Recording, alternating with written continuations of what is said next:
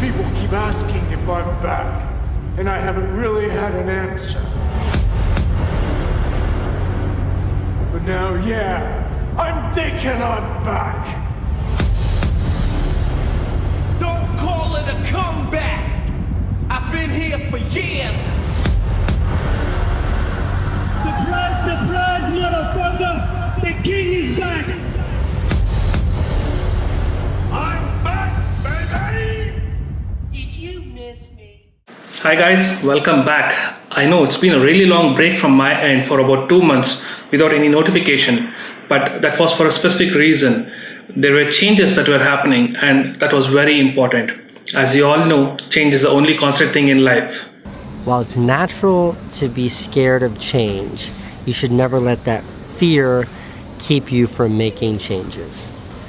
A lot of changes coming up. New baby. Yes, that was the first primary reason why I had to take a small break. And secondly, during the break and also going forward, I wanted to adapt this sort of like a selective focus thing in both my personal and professional life.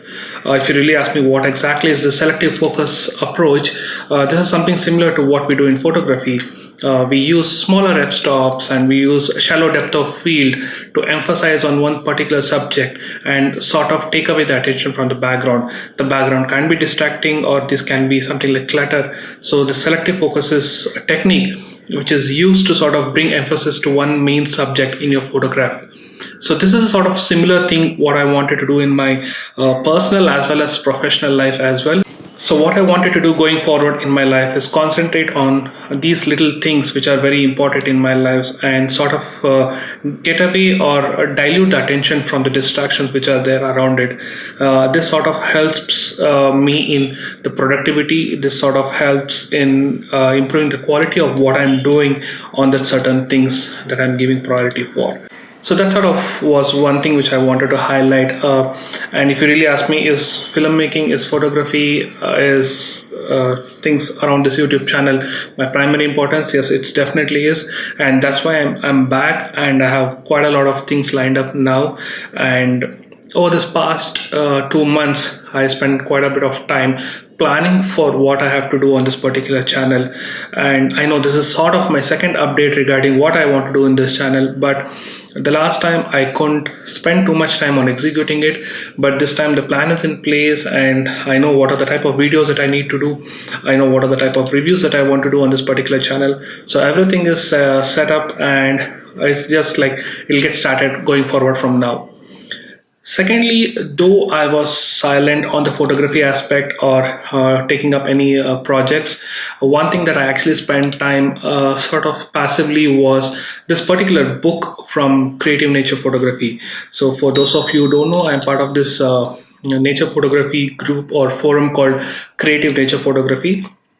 About a couple of years back, we came up with this idea to bring out a coffee table book with a selection of images that is there on the forum. Quite a lot of people have spent a lot of effort in sorting out the images, hundreds and thousands of images, and eventually we have come up with a book which is a set of 3 volumes.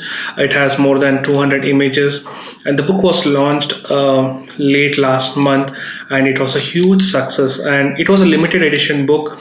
We didn't make more than 125 copies and I'm very proud to say that all the 125 copies have been sold out.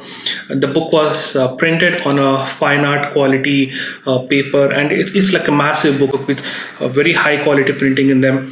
So whatever I could do from my end, I contributed for the making of the book. Some of my images are also there as a part of that book. So that's something which I'm really proud of, and I sort of spent a little bit of time with making of this book over the last couple of months, so which actually makes me very proud that I'm part of that book as well as I'm part of that forum, which is Creative Nature Photography. For the past several months, I've been contemplating on investing on a dedicated photo camera. I've been shooting with Panasonic for the last few years. I have both the GH4 and GH5. as much as they're fantastic video cameras, I'm not really convinced if they're a very good photo camera for really high-end professional work. So I wanted to get back to Canon, or probably get back to any system which has a full-frame camera. I was in Canon for more than a decade. I used to use the 5D series. I used to have quite a lot of their APS-C lineup. Last several months I've been contemplating on picking up a full-frame camera again, and I've been keenly tracking this rumors around the Canon and the Nikon. And just few days back, both the cameras are now officially released, the Nikon Z series and the Canon R. They're good cameras, I'm not telling no. I have my own reservations about what they can offer and what they cannot offer. I would still probably rate them as a good stills camera which can take decent videos, because especially on the Canon part, I'm not really convinced on the video capabilities yet, and I have my own reservations about it. I have already done a follow-up video regarding that. I'll be posting that in a couple of days' time. I'm also keenly looking forward to what Sony has to offer from the A7S III, and Fuji in fact has released the X-T3, which on paper looks like a fantastic camera which can do very good stills and it can do fantastic 4K video, but it's an APS-C sized sensor camera, so I'm sort of keeping it as a second option.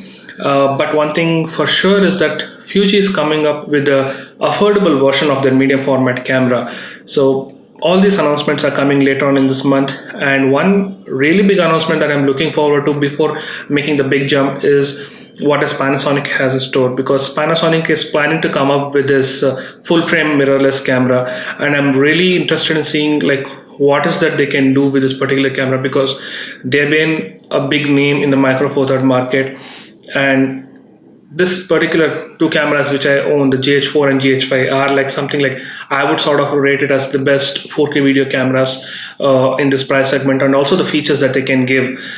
But considering the fact that they're entering the full frame market, and G9, which is their stills camera, which is a fantastic camera, but I'm really keen on knowing what they plan to do with this full frame mirrorless camera.